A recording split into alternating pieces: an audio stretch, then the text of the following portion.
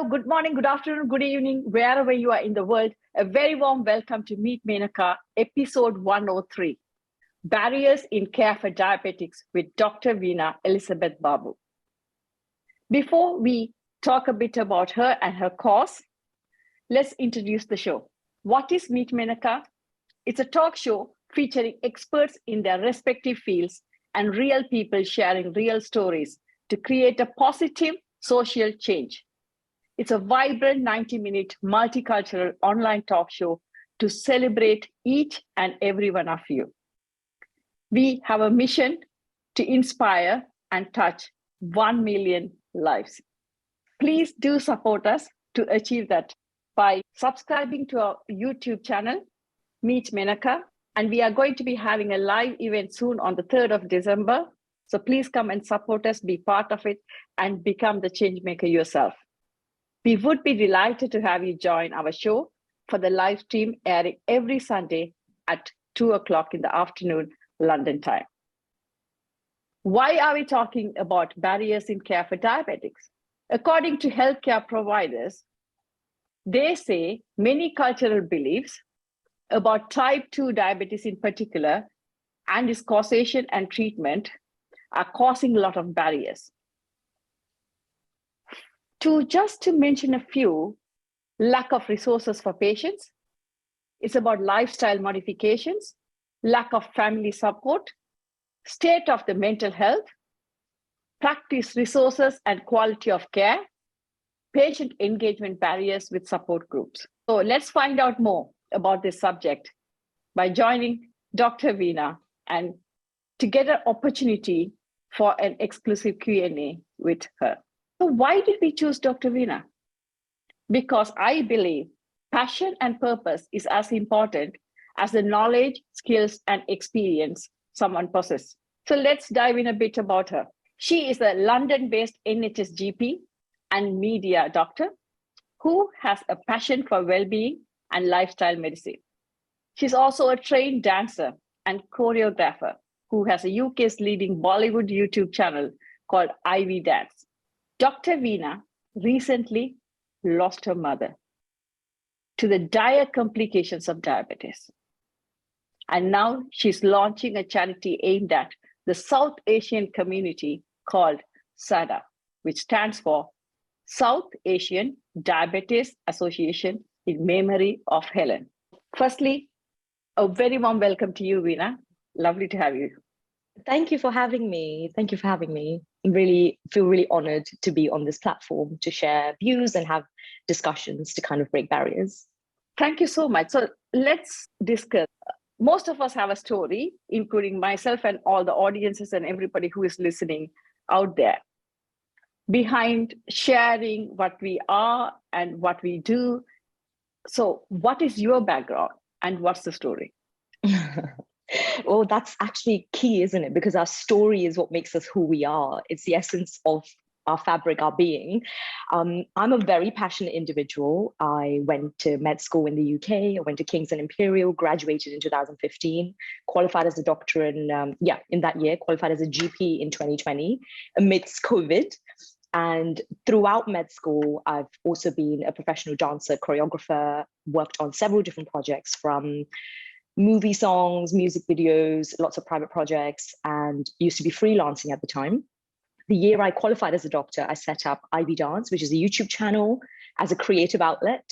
And through that, ended up getting loads of opportunities to actually not just impact young people and people who want to dance, but also start a conversation among medics and professionals about keeping your passion alive while still being a professional, because there was a time when that would kind of maybe be frowned upon or may not be globally accepted as much. But I think we're in a day and age where it's okay to still be who you are and shine in the way you are while giving everything to your job. So that's my story. My background is South Asian. So my parents are a mix from Kerala and Bombay, and I've grown up in 3 different countries, speak a few languages, love meeting new people, and I'm excited to be on here today. Thank you so much, Veena. Your passion does come through when you talk to you. I'm sure we will be meeting in person very shortly. So thank you so much. it is so important to have a cause. And it takes me back to my Bharatanatyam days. And I was told when I came to the GCSE A-level time, well, now it's time to open the books and study. We have let you do whatever you want to do. They and now say it's time. that. They say that, right? But then on your med school application, they also want to know what your extracurricular activities are, how you multitask, how you balance everything. So one of the other things I do is I train a lot of students for medical and dental school interview preparation. And when they see that actually you can still keep those things alive, it adds, it fuels, it empowers your application. It kind of fortifies it. It doesn't weaken it. So anyone out there, if you're thinking of stopping your passion because you want to become a professional in a scientific field, don't do it. Maybe during exam season, but apart from that, don't do it.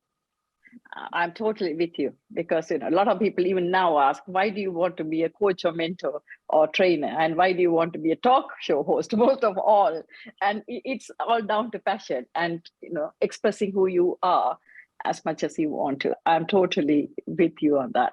We will be revisiting your course, as I think it will greatly benefit our audience.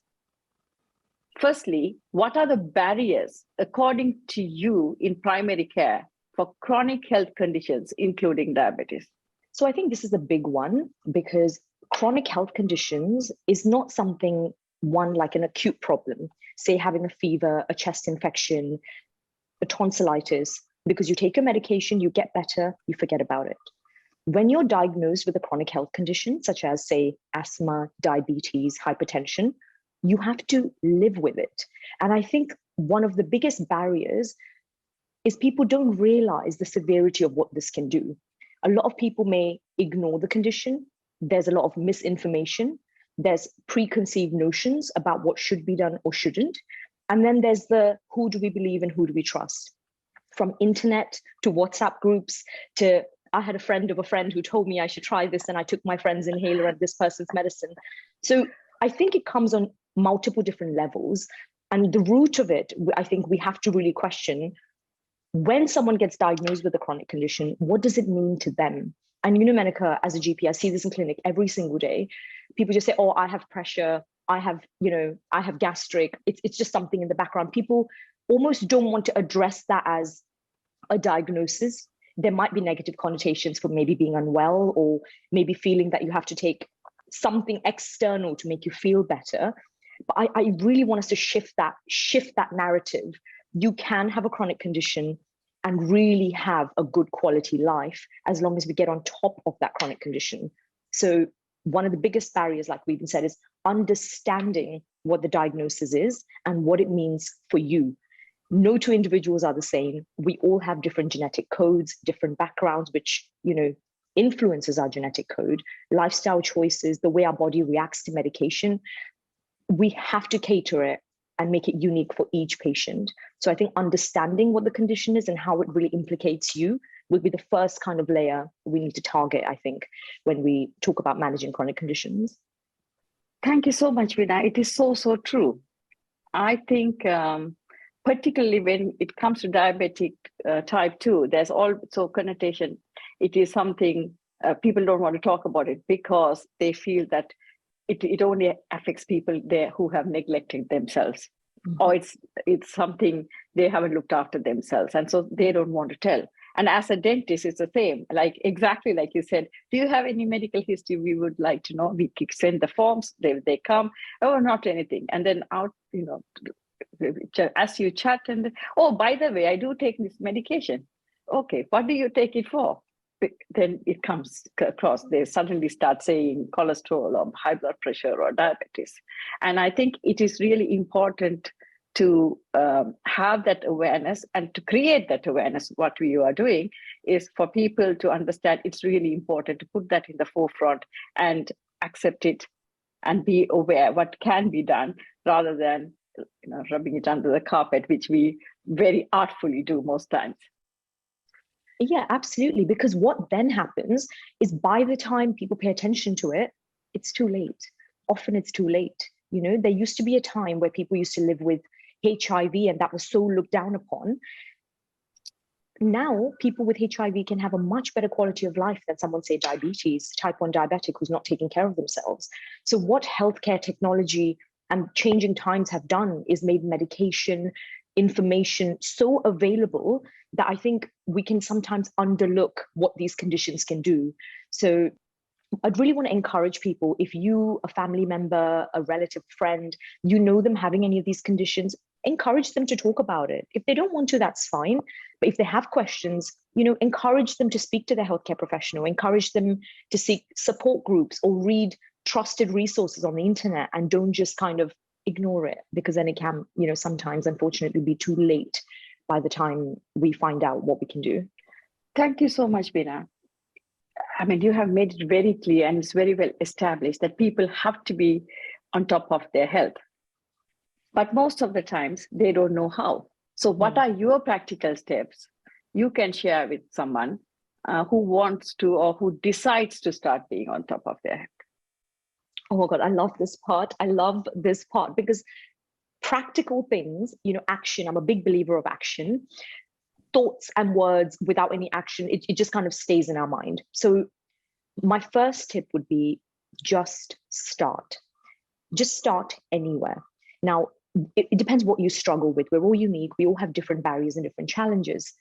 If you're, say, a mom of 3 who's working a job, barely has time for yourself, and you want to start getting on top of your exercise, just start. It could be 15 minutes of skipping while you're watching TV. It could be maybe standing while you're doing your email and admin rather than sitting. Just start. If you're someone who maybe gained a lot of weight recently and are now noticing joint problems, and running and doing high intensity exercise is quite difficult, start with walking. Once you walk 15 minutes, maybe even 5 days a week, 3 days a week, and then slowly keep building it up. So that was in terms of exercise. If you're thinking about diet, we often advise any plate that you have in front of you, majority of what should be on there should be green, right? We struggle with that. I'm a South Asian. I grew up with rice, and rice is a big part of who I am. So when, it's a passionate thing for me. So I know how hard it is to change behavior, and I always tell patients this: change is the only certainty in life. It really is. And we are in control of the actions that we make. So if we're going to make positive change in our day-to-day life, even if they're incremental changes, you'd be really surprised at the cumulative effect this can make. Forget 5 years, at the end of 1 year, at the end of 1 month, you're going to feel happier. You're going to have more endorphins in your system. You're going to feel more positive. There are so many benefits. So the first thing, just going back to what you asked, Menaca, I would say is just start. Identify what your barrier is and what you want to target. We don't want to be overambitious and be unrealistic. You have to be realistic with yourself. You can't say, in this week, I'm going to change my diet and exercise and everything else around. No, it has to be one thing. Okay, what am I going to do? And, start being accountable. So start somewhere. It could be a friend that you speak to, or it could be a doctor that when you see regularly, you say, actually, I've made this change and this is what I'm doing. And these are the benefits, or this, maybe these are not the benefits, because unless you start, you won't know what's not working. And we need to know what's not working to figure out what will then work. Okay, so to just give you an example, I had a patient who really struggled with trying to make healthy food. Because they were a nurse, they were working long hours, have to leave the house before 7. Everyone's always giving chocolates and cookies and cakes at work. It's very hard. You can't, peer pressure, and it tastes delicious. I'm laughing because even as dental practitioners, we are bombarded with lots of box of chocolates and biscuits. Yeah, everyone gives really yummy foods, and no one gives a basket of fruit, right? Because that's not what you give as a thank you. But then, so how do we target that? By the time they get home, it's 9 p.m. So it's a real problem. Where do they fit in that time to exercise or eat healthily and all of this? And then you sit together and make a plan. Okay, let's try meal prep. Maybe last meal of the day should be at 7 p.m. Let's try on a Sunday, just prepping 3 meals. So they're 3 wholesome, healthy meals for yourself. It's great to take care of the family and everything else, but your health is also important. So really being realistic, catering it to yourself, and just starting. Because that is the first step, and that is the hardest step, Menaca. I don't, to all our listeners, I'm sure you agree, whatever it is in life that we try and do, which isn't kind of inherent of our normal habits, starting is the hardest thing. So I think if you start, that's positive in itself.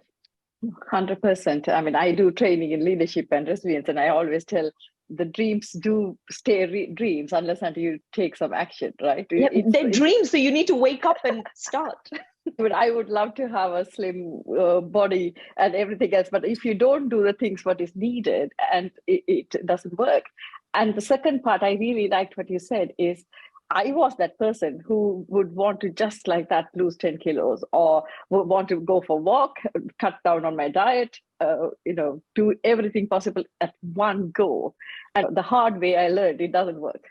So I think it is breaking down the goals and or whatever you want to achieve, and also the intensity doesn't really matter, isn't it?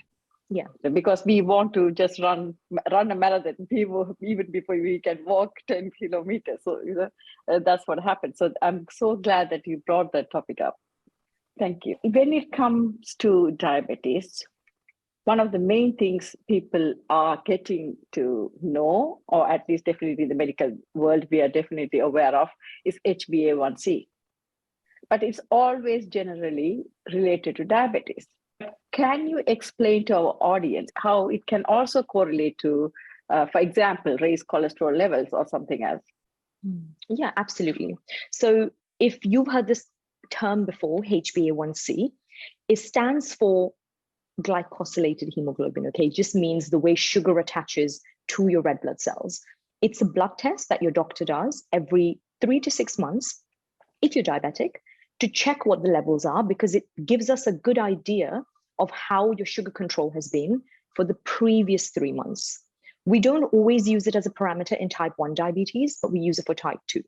So what we normally, the values that you should kind of be mindful of, and it's good because knowledge is power. If you're someone who has diabetes, knowing these values are very useful, because then when you have that dialogue with your doctors, you can be involved in that dialogue. You're not just an audience, you're an active participant. And that's why it's important to have this knowledge. So 48 and above is type 2 diabetes. 42 and below is normal. And from 42 to 47 is pre-diabetes. So it's important to know that when you're in the pre-diabetic range of 42 to 47, you can make active lifestyle changes, be it your diet, your exercise, your stress levels, to bring it back into the normal range. And that's what's key. Once it's above 48, it's time to take some real action. You want to sit down and really think, okay, do I want to start medication? Or should we try some lifestyle changes and check how things go in 3 to 6 months? Because that is something you can kind of negotiate with your doctor and decide together. What patients often don't realize, if we ignore this HbA1c level, and I have seen, when I tell you high numbers, right? So this should, just think of it like this. This should stay between 48 and around, 52, 57 in a diabetic patient who's had diabetes for 10 to 15 years. I have seen patients with HbA1c over 100. The highest I think I saw was over 150. And that is very, very high. So where is all that excess sugar going? It goes and deposits in organs where it shouldn't be. So in your eyes, in your nerves, in your kidneys, around the vessels in your heart. And that's what causes the complications. So long-term neglect of your sugar control causes the sugar to then deposit in these other areas, leading to the complications, which could be visual loss, cataracts, loss of sensation, what we also call neuropathy, kidney failure. It can also cause lots and lots of other things. So this is what we have to be mindful of. Now, if you're seeing a doctor and they tell you, okay, this is my sugar level, this is my HbA1c, I would really encourage you to also ask, can we also add a lipid profile or cholesterol test to it? So cholesterol depends again on lifestyle, but if you're a smoker or have a high calorific diet, tend to have a lot of stress and low activity levels, these things can kind of amalgamate and increase your total cholesterol or your ratio of good to bad cholesterol. Now, why is that bad? If someone has high sugar levels and high cholesterol, think of your blood. It's normally flowing very smoothly all through. Oh, I don't know why I did this, but it just flows very smoothly through your vessels. You're a dancer. It definitely does not make waves. But then now this blood is thick with all that sugar, and the arteries are now clogged up with the layers of cholesterol. Something thick, which then doesn't have enough space to travel across, what happens? It clogs things that shouldn't be clogged. Okay, it can form clots that can then escape. If those clots get stuck in the brain, that's a stroke. If it goes to your lungs, that's what we call a pulmonary embolism. It could cause a DVT. It could cause a heart attack. So we don't want to get there, and that's why when you're at this level of monitoring HbA1c, you want to stay on top of your cholesterol as well, because studies have shown that they do influence each other in tandem, and one can affect the other. So if you're someone whose cholesterol is borderline but sugar's really high, it's very likely that over time your cholesterol will also be implicated. So this is something you really want to, identify and get on top of. Thanks, Veena. Listening to you, I can't help but think, I'm sure you and other healthcare professionals are all saying this as soon as the H1 is, okay, fine, here it is. Now, this is a warning sign. You have to start looking after them. What do you think are the barriers? Why do people still struggle to get into that routine or the mindset or the habits to control it? This is a very good question, and I can only answer it if I can tell you a bit, maybe one line about who my mother was. So she was a very strong-minded, fierce woman who lived for her food. Okay, she was tall, she was 5'8", she was slim. That was not the issue, but she loved her food, her fish fries and her rice and her curries and all the good stuff. Now, living with her, watching her, and she was a nurse, she was very educated. She knew exactly what was happening. She's been diagnosed with diabetes from, her early 30s. Having knowledge doesn't always directly translate into action. A lot of doctors, I'm sure, if you all know, struggle with mental health problems. How many doctors go to their cervical smear tests? How many of them take their medication? How many of them do what they tell others to do? I say this because the answer to that is change. Changing and making change as humans, when you are so stuck in patterns of behavior that are comfortable, it's not something people want to do. People don't want to change. People want to stay in their comfort zones.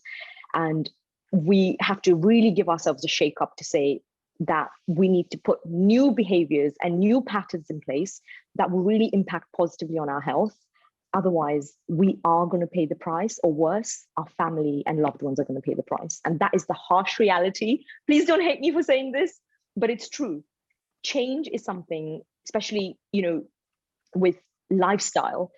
So even my dad, he's not had a single health problem up until he was 63. Once he hit 63, he had 4 heart attacks back to back within a space of 5 months. And he used to always laugh at me when I used to go training for dance, or, I was very active. He used to be like, oh, look at you, you're running around like this. I've not had a single problem. I'm fine. He used to laugh at me for years. And then when things happened, he couldn't understand. He was like, how do you get to 60 and not have to take a single pill? And now all of a sudden you have a dosette box with all these different, medications. And it was hard. It was hard because you're an adult, you formed your habits, you know who you are. Why should you change? Especially what I was saying about mum. She was strong-headed. She was opinionated. She knew who she was. She wasn't going to listen to anyone, especially not her daughter, who's a doctor, because she's like, you don't know anything. I'm like, I kind of know something. Most South Asians parents know everything. It just doesn't. You can't penetrate that. And it's hard. It's hard. So after the heart attack, even with my dad, and I share these stories because unless things get personal, you don't really realize the challenges and struggles. I would make a plate, and he's vegetarian. So I would make some healthy salads, some couscous, give it to him. We used to have fights over this. I used to hear him tell his siblings in India, oh, she's starving me. She's giving me leaves. Who does she think she is? And it caused friction. It really did for months. And it's now that he's, figured out his own healthy tips and what he does. And he tells me how I should now eat and things. But I just want to say there will be that uncomfortable zone of maybe bickering and arguing and getting angry and irritated. But once you're over that transition period, that growth period, that it's necessary. I just, if you're on the receiving end of the aggro of this, please have patience with your loved one because you're doing it for them. So I had to just put up a wall and not take anything personal that they were saying to me. And it was hard work. I'm not going to lie. It was absolute hard work, but it was worth it because now he knows what he's doing. And now and again, he'll come and tell me, or he'll tell me, I've only had rice and it's brown rice once a week. I'm like, good, well done. So I think change is the answer. Well done to you. In my case, it's just the opposite. My parents do have health issues, but they're very, very good in looking after themselves, actually. You are new here. People who are a part of this community, they all know, they call me the chocoholic dentist, which, I should be ashamed of the title. However, for me personally, change is easy. Sustaining that change a long time is the difficulty. So if someone is struggling like that, because as you say, as South Asians, we love our carbs, and on top of it, then obviously, when the habit loop and everything else. So when we were kids, we were all given sweets to encourage us, to soothe us, and it becomes a habit as we grow older, right?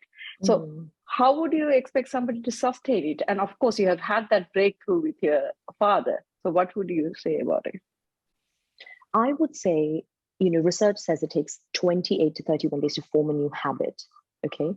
When you start seeing the positive benefits, you won't need anyone to encourage you to sustain that change. You really won't. Once you start seeing the pounds fall off, once you start seeing, oh, actually, I'm moving a bit faster. My mind is working a bit better. I'm sleeping better. I have more energy to spend with my kids and my loved ones.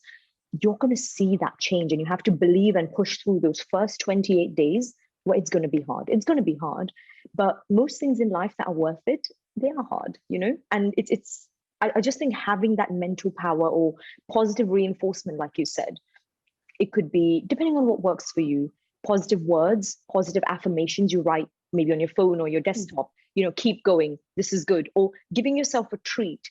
So when I train students for interviews, when we talk about tuition, I always say I have a 0 day in my kind of calendar, because most days there's all this stuff going on, but in my 0 day, like nothing happens. I could just be watching TV, or just, lying on the balcony, or just going to a spa, seeing my friends. But it's important to have those switch down or those celebratory moments. So if you're a foodie like me, have a day in the week where you eat whatever the hell you want. You do what you want for one day in the week. But if for the next 6 days, you can kind of stick to what you need to, I promise you within 28 days, you're going to see that. And I think having compassion with yourself, not seeing it as so black and white, it really isn't.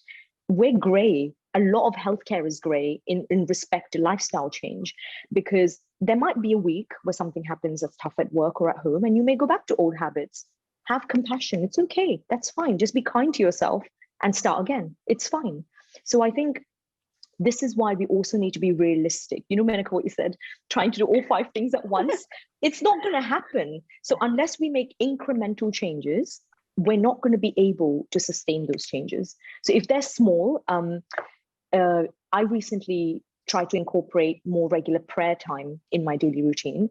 And I always struggled. I was like, I don't want it to be a set time. I don't want it to be too regimental, but I made it a thing of, it just has to be before my day starts. Before I step out of the house, it needs to be there. So now it can be with my morning coffee, or it can be breakfast. It's not too set in stone, but I know it has to happen for my day to go a certain way.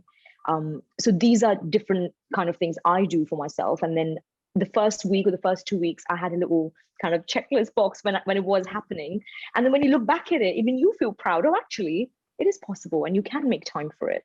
So I would say maybe giving yourself those positive reinforcements, having 0 days or cheat days, they're important. We're human, and you have to also enjoy things. And you call yourself a chocoholic dentist, great, enjoy the chocolate, enjoy the chocolate, but I'm sure you also take care of your teeth and you take care of other things. So everything in moderation, right? And it's true, you have to enjoy things, because you have to. You don't want to take the fun out of living either, but you want to be active in a way that it is sustainable. That's what I'd say. Yeah. Thank you. Because it started a bit as a joke when I spoke in somewhere, and then it just kind of stick to you. And I said, it is, these labels do stick. The other thing what you said is really good is accountability, isn't it? In this community particularly, I can tell I have had conversations with Dr. Lakshmi, Dr. Bala, who is Dr. Anton Karagasubbai, and Dr. Ranjan Dayalan about intermittent fasting.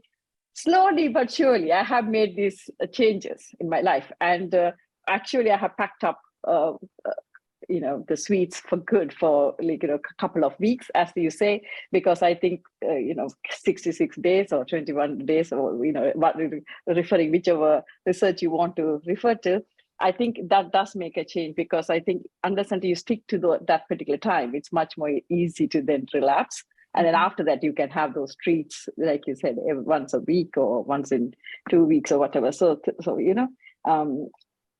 this is why I really love this community, because that support is not only for everybody else, it's even for myself. We have created a community where everyone supports each other. I'm really glad that we created this community in that way. So thank you so much, Veena. All over the headlines now, recently, we have seen from trainee GPs wanting to work part-time and some GPs wanting to quit. So what makes you different? What do you most enjoy about primary care? Oh, I'm I'm one of the anomalies who actually loves my job. I think it's an absolute privilege to be in a position of influence where you get to see people at their most vulnerable. Even with dentists, you might go routinely once every 3 or 6 months for a check, but people don't come to their doctor for fun. They come when they're sick, they come when they're going through something tough, and being able to influence a patient journey in that process, I honestly think is second to none. And I know this because, we may see in one day 45 patients, but I know for a fact every doctor encounter I've had with my own doctor or for my parents, I've never forgotten it. So for you, that might be 10 minutes, but what it is for that patient, they may have waited weeks for that appointment. They may have all these things that are confidential. They can't really share with anyone at home or anywhere else. And I think that ability to be there for someone using your clinical knowledge and expertise and impacting their life positively, for me, is a very rewarding feeling. And it's the patient stories. It's honestly the patient stories that keep it fun for me. And recently, I've met a lot more professionals who tell me about their passions and what they do outside of medicine. And I truly believe that having a lot of other interests makes you have a certain kind of energy that you can bring back to medicine, because I don't think I would feel like this about medicine or being a GP if I only did that and didn't have anywhere else where I can maybe blow off some steam or creatively explore. I think because I have those outlets, when I go to work, I know this is where intellectually I'm going to be challenged. This is where I'm going to get to hear some cool stories and be able to actively impact these patients. So for me, that's what my story is. And I've butt heads with a lot of clinicians throughout my junior doctor training who would give me a hard time actually about why are we going to lose you to GP land. I had a surgeon who took me to lunch once to convince me to apply for surgery. Try to explain that I have a surgeon's personality. I tried not to be offended by that. She was like, you get things done. I was like, no, that's great, but I can get things done in the community. And she was like, no, we need you in surgery. And it's great, but we can't turn our heads away from the reality that a lot of hospital medics and hospital specialist doctors look down on community medicine and treat general practice very differently, or they think it's an easy way out or a cop out or whatever it is. And I've learned the hard way that it's very easy to be a bad GP. It's very easy, but it's very hard to be a good one. It's very hard to actually find the root cause of why you're not taking that medicine. Why do you believe that?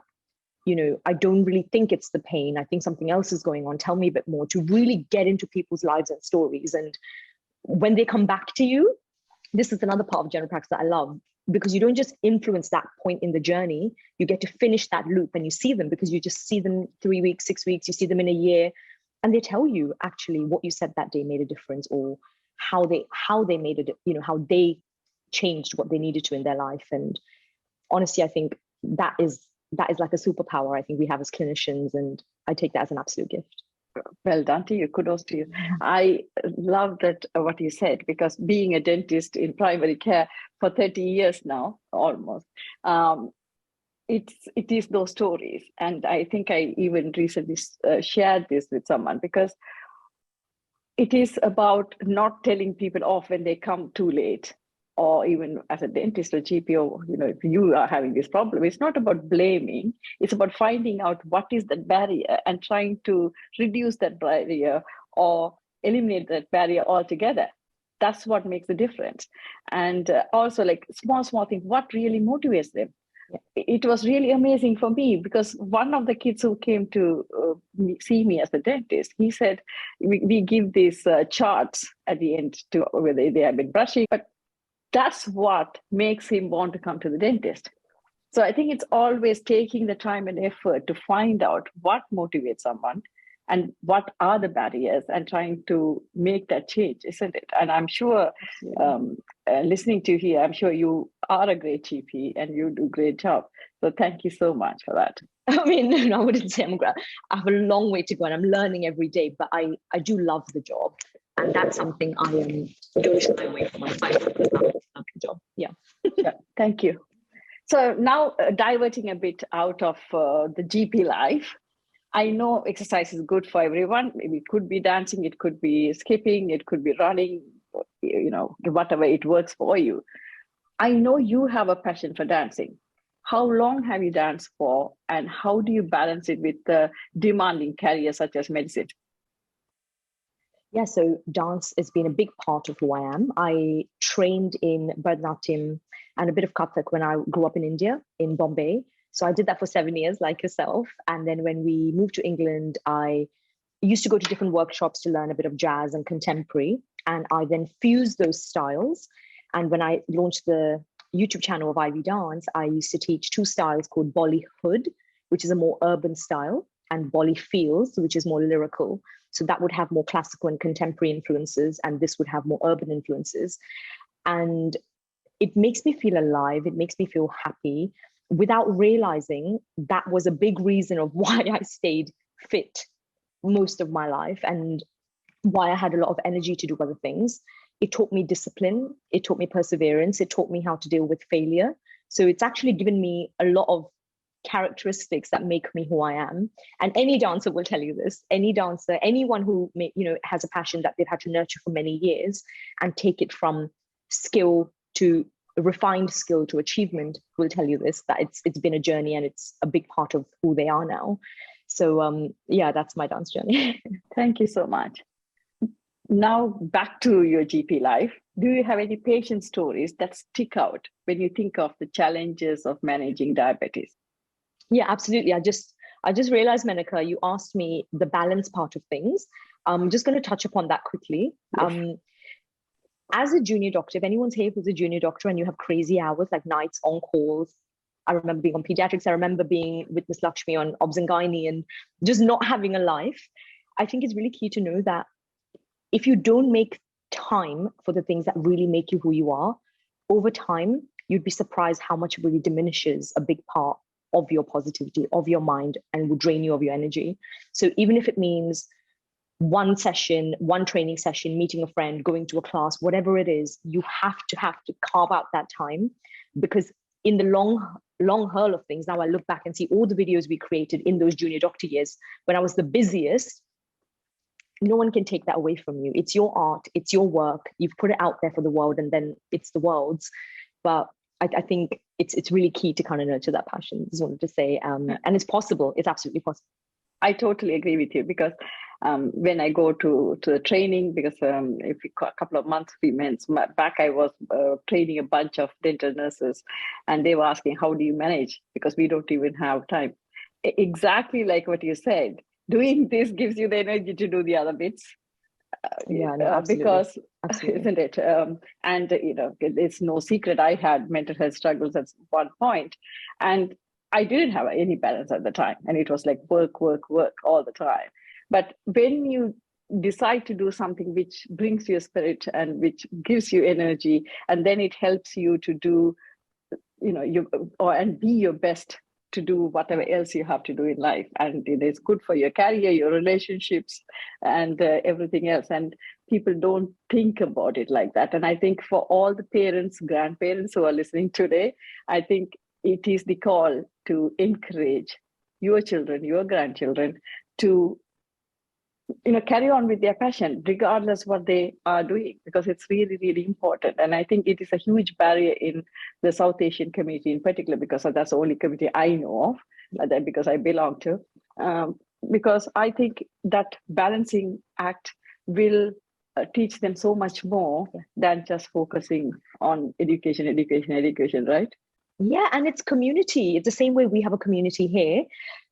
A lot of my best friends have come from dance, from, meeting strangers now, well, over the internet, where someone connects with you over YouTube or email or Instagram, or they come to your class and you really connect with them because you have that passion in common. Some of my closest friends are because of dance. And every time we meet, you have that in common and you can kind of build upon that. So yeah, you'd be surprised how much community and how many friends and really deep, meaningful relations you can build where a shared passion is involved.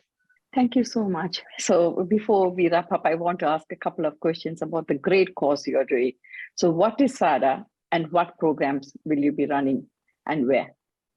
Thank you so much again for allowing me to even talk about this. So the charity we're launching is called SADA, which also means forever in Hindi. It stands for the South Asian Diabetes Association in memory of Helen. Helen was my mom, who I sadly lost 3 months ago to complications of diabetes.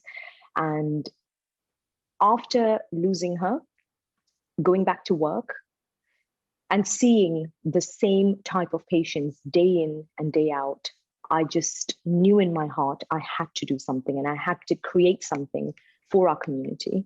So this is an absolute passion project and I'm so excited to be spearheading this. It's the first of its kind in the UK, specifically focusing on the South Asian community, empowering focus on diabetic control, type 1 and type 2.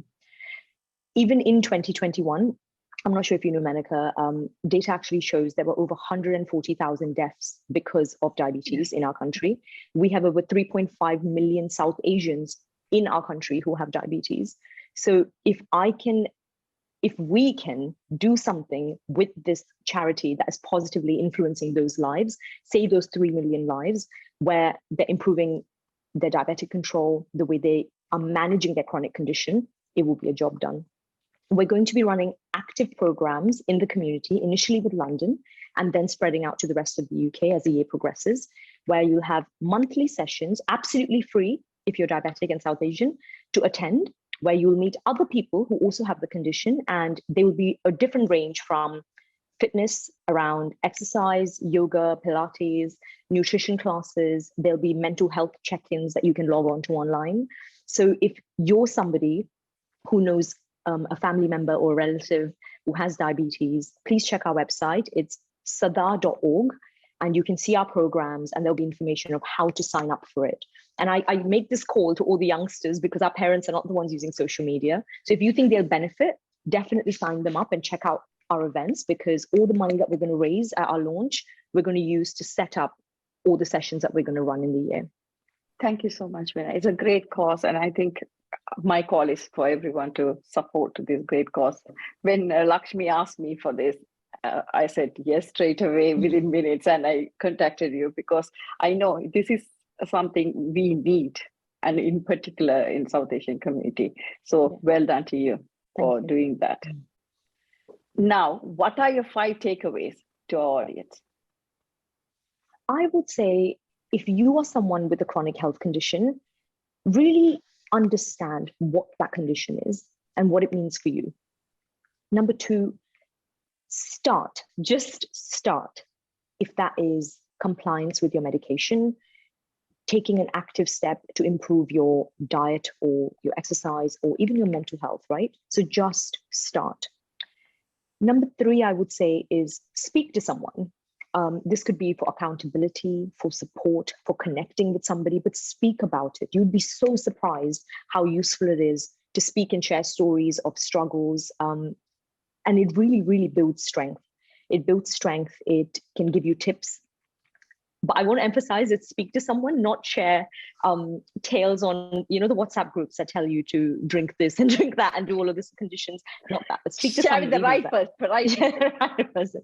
Yeah, that and be compassionate. I really think compassion and kindness is important. Like you said, I want us to really, in primary care and our general health, steer away from a blame culture to a bit more of just taking accountability and responsibility. It's okay to make mistakes. It's okay to slip back, but just be responsible. That was my decision. I did that, but from tomorrow, I'm going to do something different. So I really think we should shift away from blame. And the last thing I would say is have fun with it. You have to have fun, because otherwise you're taking the living out of life, and you have to have fun.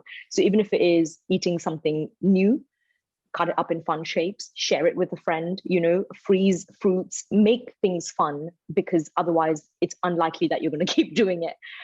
That's what I would say. Those are 5 things. Thank you so much, Veena. Before we move on to other things, I want to ask you, what has been your experience with the doctor? I've really enjoyed coming on here. It's been amazing. And I can see a lot of people are professionals. I can see doctor on a lot of names. I think just getting a platform to voice something you're passionate about, it's an absolute honor and privilege. So thank you so much for having me here. It's been a really positive experience. Thank you so much. Now, next week, we are going to be bringing a mystery speaker. So we will be on, but please do come along and just support us next week. We will be bringing definitely something very relevant, and most of you are on our mailing list, so you will always have some details coming through this week. Again, a request for all of you, please do support Sada.